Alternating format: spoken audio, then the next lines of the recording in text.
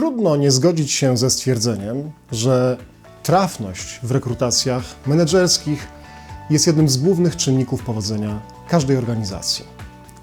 Przyjrzyjmy się zatem czynnikom, które w największym stopniu wpływają na trafność rekrutacji menedżerskich. W tym odcinku chciałbym zająć się sprawą zasadniczą, czyli od czego zacząć rekrutację na stanowisko menedżerskie. Zapraszam. Dzień dobry Państwu. Z tej strony Grzegorz Modlibowski. Witam Państwa na wideoblogu firmy rekrutacyjnej Optineo. Od czego zacząć rekrutację menedżerów, tak żeby ją dobrze zacząć, żeby ją jak najlepiej zacząć? Jest takie powiedzenie, że kiedy ma się dobrą strategię, niestraszne nam są wszelkie błędy taktyczne. Dobra strategia je w dłuższym czasie naprawi. Natomiast nawet jeżeli wykonujemy coś idealnie na poziomie taktycznym, a mamy błędną strategię, no to można powiedzieć, jesteśmy skazani na porażkę. Tak samo jest z rekrutacją menedżerów. Bardzo istotne są podstawowe założenia. I tutaj muszę się przyznać do takiego błędu, który popełniałem kiedyś jako młody, początkujący rekruter, właściwie menedżer rekrutujący innych menedżerów, że najbardziej się skupiałem na kryteriach. A to jest pułapka, bo oczywiście kryteria też z czegoś wynikają. Co jest zatem najważniejsze i od czego zacząć? Niektórzy zaczynają od wypełniania szablonu opisu stanowiska dostarczanego przez dział HR-u i to oczywiście jest jakieś rozwiązanie, chociaż uważam, że na tym etapie opis stanowiska jest opisem zbyt szczegółowym, troszeczkę mogącym nas rozpraszać pomiędzy różne niuanse i odciągać nas od zasadniczych pytań. No dobrze, ale jakie są te zasadnicze pytania, na które powinniśmy sobie odpowiedzieć? Są to 3 pytania. Dlaczego 3, a nie na przykład 4 albo 5? Jest to najprostsze ujęcie. Bazuje tutaj na odkryciach Mariana Mazura, polskiego naukowca, cybernetyka, który odkrył w latach 60. już chyba, że wszystkie decyzje, rozmawiając o kierowniku, o dyrektorze, o menedżerze, mówimy o osobie podejmującej decyzje, więc wszystkie decyzje możemy podzielić na 3 rodzaje. Decyzje o celach, decyzje o metodach i decyzje o zasobach. Dlatego formułując najbardziej ogólny, można powiedzieć, opis stanowiska menedżerskiego, musimy sobie odpowiedzieć na 3 pytania. Co ta osoba ma osiągnąć? Jak ma to osiągnąć? I czym ma to osiągnąć? Jest to wyczerpujące i zupełne. Jak odpowiemy na te 3 pytania, możemy iść dalej, rozbijając wszystko na szczegóły. Jeżeli odpowiesz sobie na te 3 pytania, co, jak i czym, wszystko stanie się proste.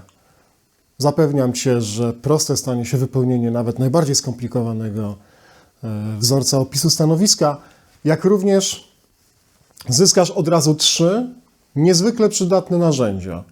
Po pierwsze, jeśli to spiszesz, to dla siebie samego masz od razu taki najbardziej generalny zestaw pomocniczy do oceny kandydatów, którzy, czego Ci bardzo życzę, za kilka tygodni się pojawią. 2. Każdy proces rekrutacyjny delegujemy mniej lub bardziej, albo go delegujemy do naszego wewnętrznego HR-u, albo go delegujemy do zewnętrznego headhuntera. Niezależnie od tego, czy tu, czy tak, to potrzebujemy, żeby osoba, która realizuje dla nas to zlecenie, dobrze była poinformowana, o co nam chodzi, jakie mamy właśnie podstawowe założenia. Więc będziesz miał lub miała gotowca do rozmowy z osobami, które będą pomagały Ci w tej rekrutacji. Trzeci bardzo ważny powód, dlaczego warto mieć odpowiedź na te 3 pytania, to jest już rozmowa z kandydatami i zaspokajanie ich potrzeb informacyjnych. Dlaczego to jest takie ważne? Bo moim zdaniem kandydat, który spełnia kryteria i kandydat, który chce to jeszcze za mało. Kandydat, żeby go w pełni nazywać kandydatem, musi nie tylko spełniać kryteria, nie tylko chcieć przyjąć naszą ofertę, musi jeszcze wiedzieć, jakie są nasze ogólne założenia, bo jak ich nie będzie wiedział, no to zdarzy się coś, co my, rekruterzy, nazywamy krótkimi okresami zatrudnienia. I muszę Państwu powiedzieć, że najczęściej, jeśli badamy życiorys menedżera i tam widzimy jakiś taki okres krótki, czyli 3 miesiące, pół roku, rok, to najczęstszą przyczyną komunikowaną przez obie strony, czyli tego menedżera i jego przełożonego, było niedogadanie się w pewnych zasadniczych kwestiach. Więc jeśli te zasadnicze kwestie zdefiniujesz, zanim przystąpisz do rekrutacji, masz szansę uniknąć chyba najbardziej bolesnego błędu, jaki może się przydarzyć, czyli nietrafionej rekrutacji menedżerskiej. Pierwsze i najważniejsze pytanie jest o cel, czyli co ta osoba ma osiągnąć. Bardzo przestrzegam przed takim rutynowym i sztampowym podejściem do odpowiedzi na to pytanie. Czasami się z tym spotykam. Podam przykład. Często rekrutuję szefów sprzedaży i często słyszę jako cel zwiększenie sprzedaży. Uważam, że jest to za mało precyzyjne, bo to jest pytanie, co to jest zwiększenie i co to jest sprzedaż. Bardzo często myślimy o różnych rzeczach. Jedni pomyślą o zwiększeniu udziału w rynku, drudzy pomyślą o zwiększeniu obrotów, trzeci pomyślą jeszcze o zwiększeniu marży. To są wszystko 3 różne wskaźniki, więc zadaj sobie pytanie, po czym poznam, że temu menedżerowi się udało? Jaki wskaźnik jest tutaj najważniejszy? Który ze wskaźników jest najważniejszy? Bardzo ważne jest dociśnięcie i dodefiniowanie tych celów. Bardzo istotne jest wyodrębnienie celu głównego. I tutaj może się pojawić również tego rodzaju kłopot, że tych celów nam się bardzo dużo pojawi. Co z tym zrobić?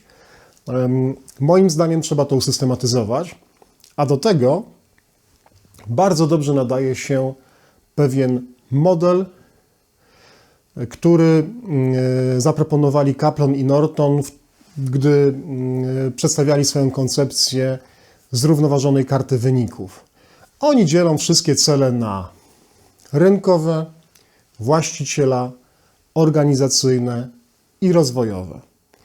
I wydaje mi się, że to jest najprostszy, najbardziej użyteczny model do tego, żeby zarysować cele. Widzimy na przykład, że dla dyrektorów sprzedaży, to mój ulubiony przykład, w tym celem właściciela czy celem finansowym, to zamiennie jest stosowane, będzie na przykład obrót, będzie na przykład marża. W celach rynkowych to może być konkretny udział w rynku, to może być zajęcie określonej pozycji rynkowej względem konkurentów. W celach organizacyjnych, wewnętrznych to mogą być rozmaite przekształcenia, reorganizacje, tudzież inne oczekiwane przez nas cele związane z całą organizacją raportującą do danego menedżera. I wreszcie mamy cele rozwojowe, czyli jakie procesy, być może badawcze, być może rozwojowe, dana osoba ma zrealizować. Reasumując, odpowiadamy na pytanie o cel, jaki dany menedżer ma osiągnąć.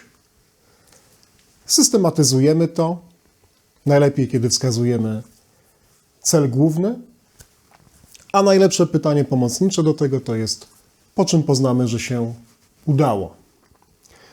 Dobrze jest sobie to pytanie też zadawać w rozmaitych horyzontach czasowych, na przykład po czym poznamy po pierwszych 3 miesiącach, po pół roku, po roku. W przypadku menedżerów tak zwanego wyższego szczebla proponuję, żeby stawiać sobie pytania w horyzontach 5-letnich, po czym poznamy, że danemu członkowi zarządu czy dyrektorowi ważnego departamentu udało się zrealizować nasze cele.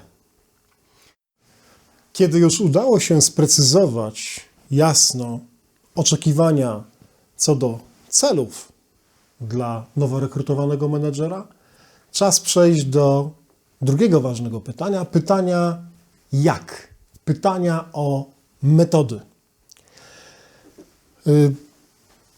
To jest niesamowicie ważne pytanie, jak wszystkie trzy wyżej wymienione, bo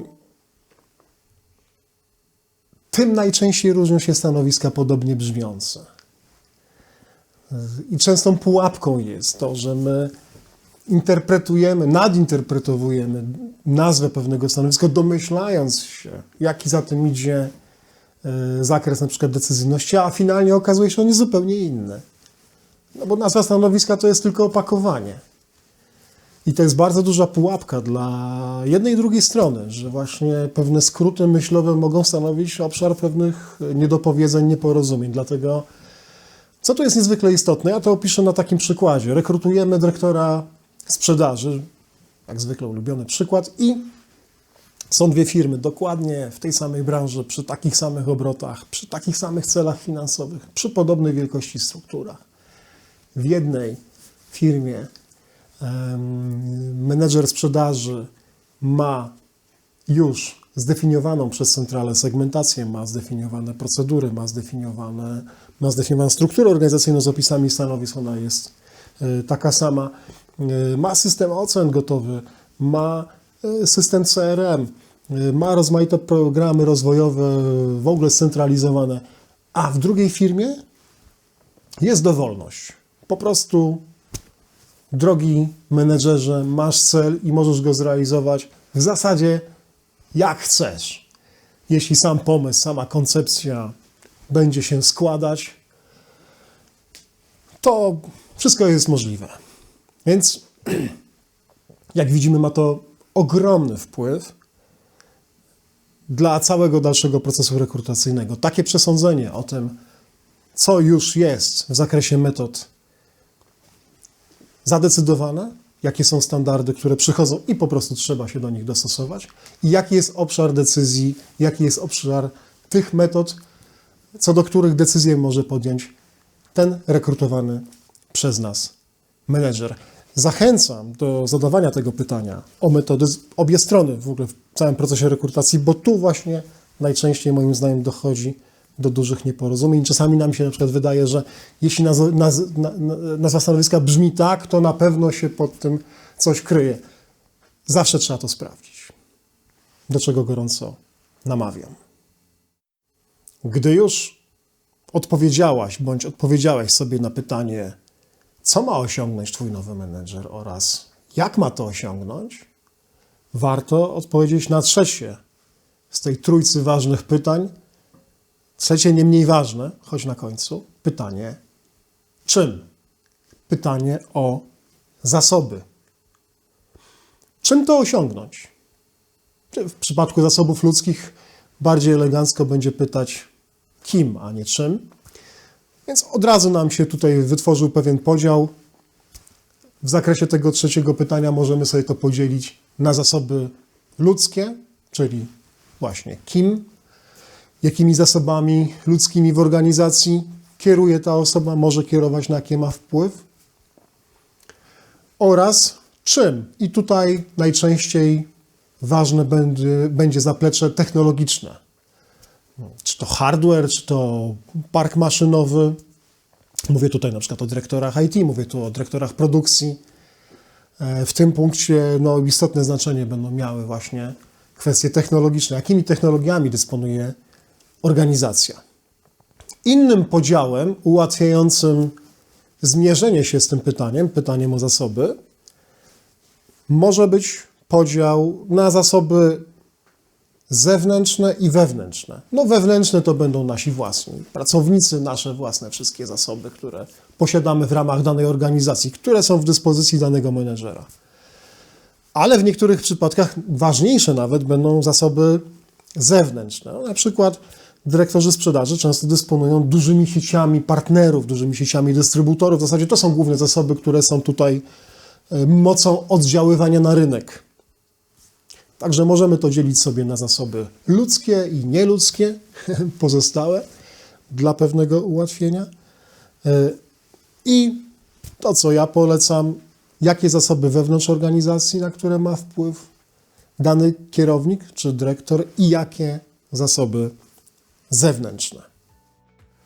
Niezależnie od tego, czy rekrutujesz menedżera sprzedaży, IT, produkcji, marketingu, serwisu, czy wiceministra, warto odpowiedzieć na te 3 pytania, definiując podstawowe założenia projektu rekrutacyjnego i na pewno to będzie do każdego typu stanowiska pasować, to gwarantuję. Uroda tej metody polega też na tym, że możesz ją zastosować do projektowania całych działów bądź komórek organizacyjnych. Jest to w pełni kompatybilne. Także zachęcam do spróbowania. W prezencie ode mnie pod tym filmem w opisie znajduje się link do gotowego formularza, który może Ci ułatwić tą pracę. Dziękuję za uwagę. Zachęcam do wypowiedzenia się na ten temat. Co sądzisz? Jakie są Twoje doświadczenia? Zostaw komentarz i wszystkich tych, których interesuje trafność w procesach rekrutacji menedżerów, zachęcam do subskrybowania i oglądania kolejnych odcinków. Zapraszam.